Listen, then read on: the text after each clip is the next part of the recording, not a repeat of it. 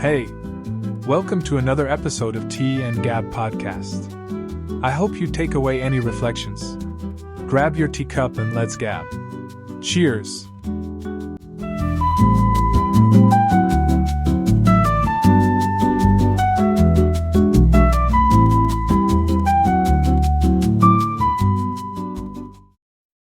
Welcome to another episode of Tea&Gab Podcast. And today's topic is, I don't have a title for that, but I want to talk about and explain, and then maybe we can come up with a title by ourselves.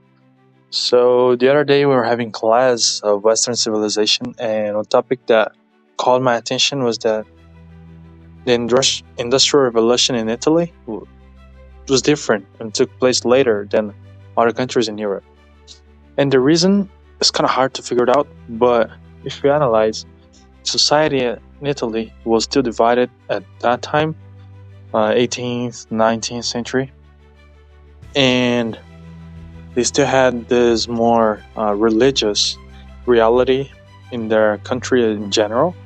So you can notice, everybody noticed that in Italy there's a lot of shrines, churches, pilgrimages, and all of this, which is different of Germany. For example, when the Protestants took over Germany, what happened?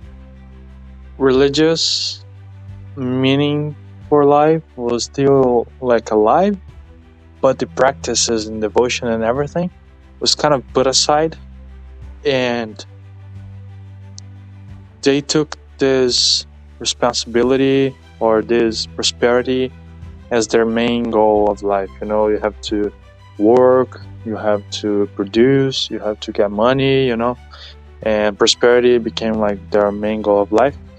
And at the end, God would bless them if they would get a good amount of money, if they would get rich, which is not the same reality as in Italy, because Germany was also divided in so many little kingdoms.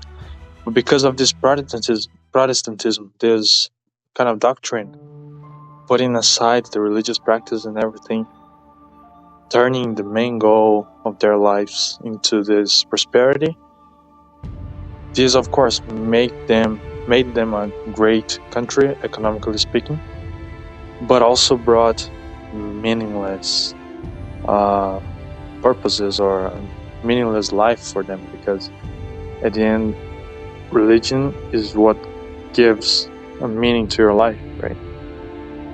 And in Italy it's different. It's even curious because Italy, I would say, is, maybe the first country in ranking of numbers of canonized saints.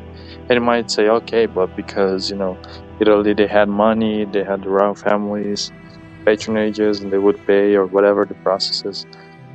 Could be, but France is the second, and I'm not sure. I don't think France had all of this money. Well, whatever, could be, but I really think that there might be something different. There might be something else, in the sense that their culture is still nowadays marked by this Catholicism everywhere. You go on the street, and the sculptures and art and everything. Of course, you have Roman sculptures based on Greek and Greek architectures and everything. Of course, it's a very humanistic society, but who preserved that? Who promoted that? It was the Catholic Church in Italy. So yeah, of course, it's a country with a huge Catholic culture and tradition, and I would say that's maybe why. That's why Italy is different in this industrial revolution process. So that's my reflection for today. So keep in tune and see you next episode.